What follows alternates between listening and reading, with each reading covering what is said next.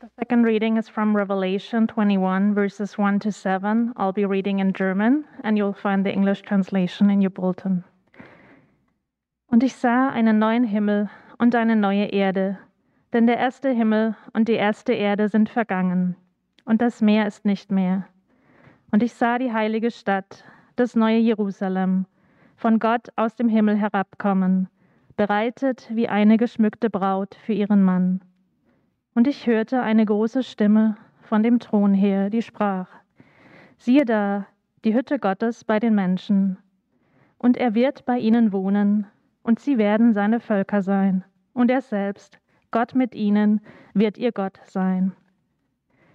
Und Gott wird abwischen alle Tränen von ihren Augen, und der Tod wird nicht mehr sein, noch Leid, noch Geschrei, noch Schmerz wird mehr sein, denn das Erste ist vergangen. Und der auf dem Thron saß, sprach: Siehe, ich mache alles neu. Und er spricht: Schreibe, denn diese Worte sind wahrhaftig und gewiss. Und er sprach zu mir: Es ist geschehen. Ich bin das A und das O, der Anfang und das Ende. Ich will dem Durstigen geben von der Quelle des lebendigen Wassers umsonst.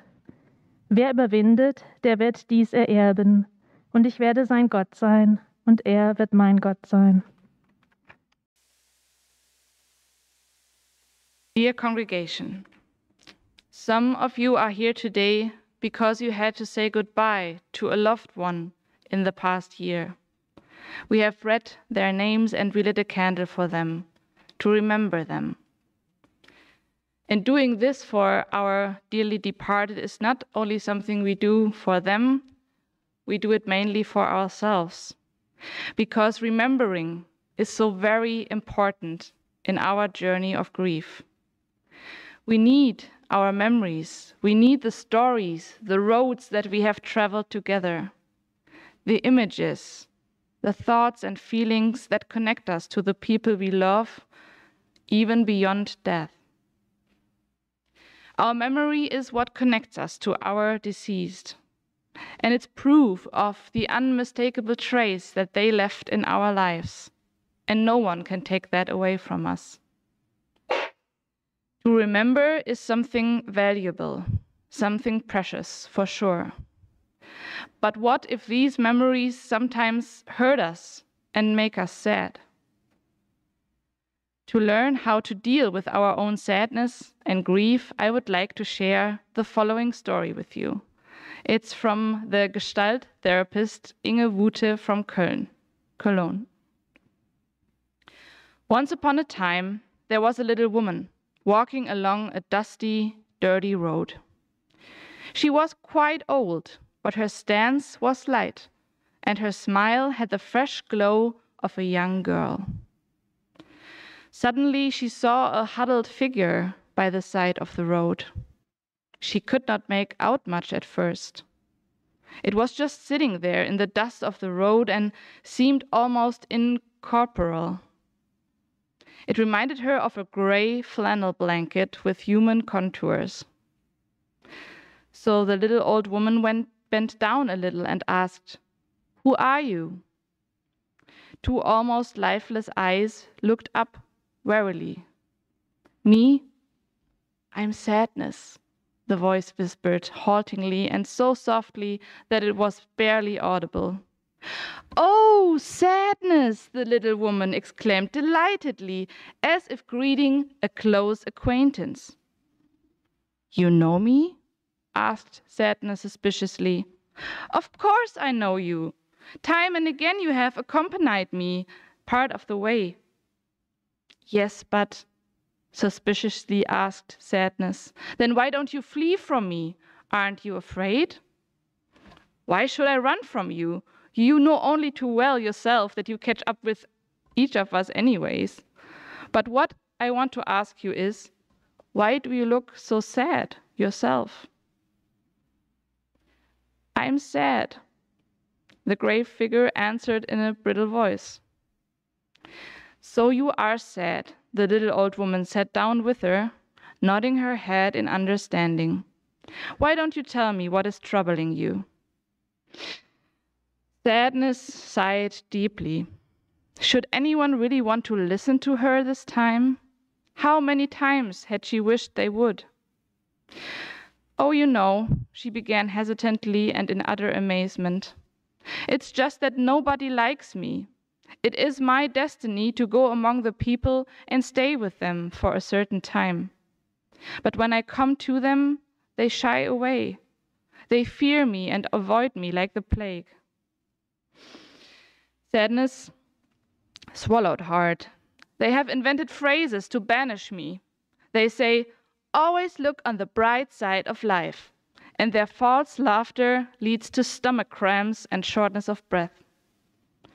They say, what doesn't kill us makes us stronger, and then they get a heartache.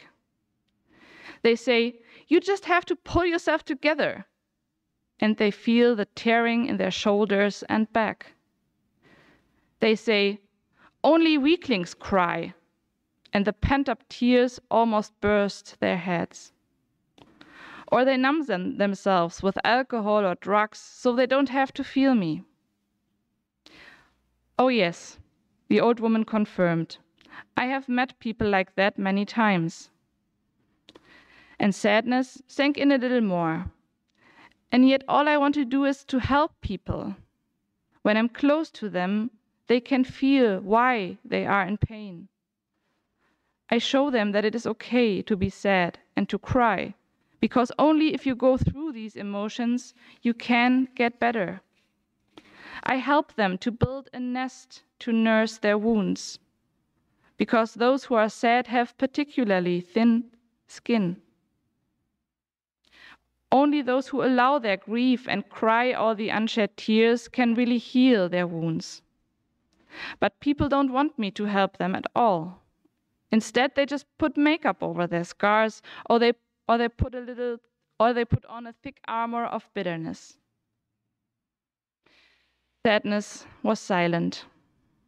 Her weeping was first faint, then stronger, and finally quite desperate. The little old woman took the slumped figure comfortingly in her arms. How soft and gentle she felt, she thought, tenderly stroking the trembling bundle. It's okay, Sadness, she whispered so lovingly. Weep and then rest, so that you may regain your strength. You shall not wander alone from now on. I will accompany you, so that desperation may not gain more power. Sadness stopped crying. She straightened up and looked at her new companion in amazement. But who are you? Me? The little old woman said with a grin, and then she smiled again like a young girl. I am Hope. In this story, it shows me that if I allow the sadness and even the pain, the tears it brings, then the other one eventually also reappears, the other companion in grief. Hope, gratitude, and joy. Sadness and hope, they belong together. They are like two sisters who go hand in hand and accompany us throughout our lives. And only if they both get their space in our hearts and we let our emotions be what they are and live through them, they can enrich our life. It becomes more intense, deeper, and richer. So sadness and hope are both feelings that will accompany each of us on our own individual journeys of grief and our remembering. And hope, that is what John the Seer professes in his revelation in the New Testament that we just heard. He directs our gaze into the future, and he invites us to think about what can give us hope in all sadness.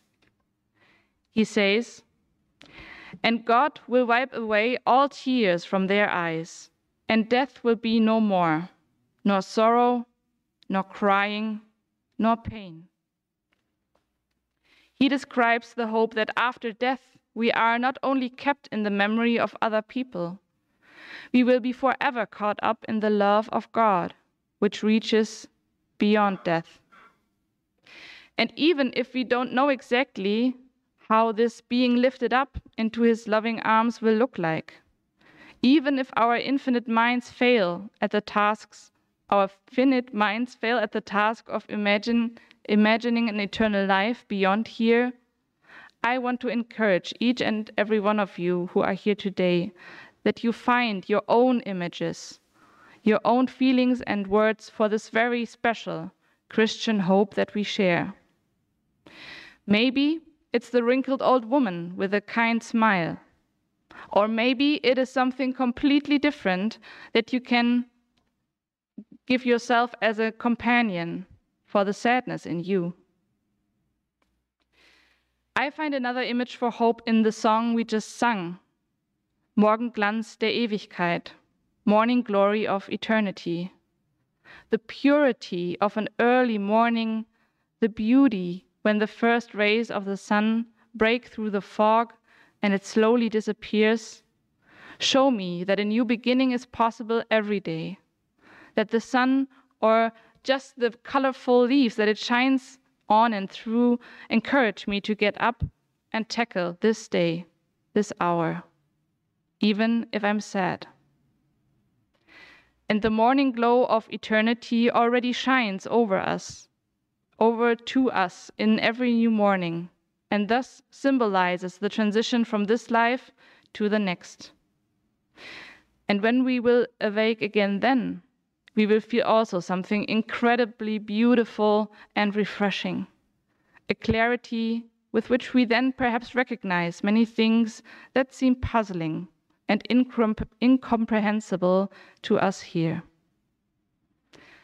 So I invite you today that you entrust yourselves with whatever feelings you have this morning to our God, who accompanies us on our path of mourning, who wipes away our tears even in the here and now, who sends us comfort and light into our days in the most unimaginable ways.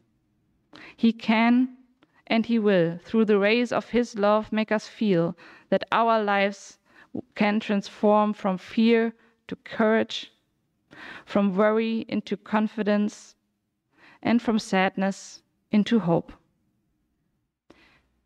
And the peace of God, which is higher than our reason, will keep our hearts and minds in Christ Jesus. Amen.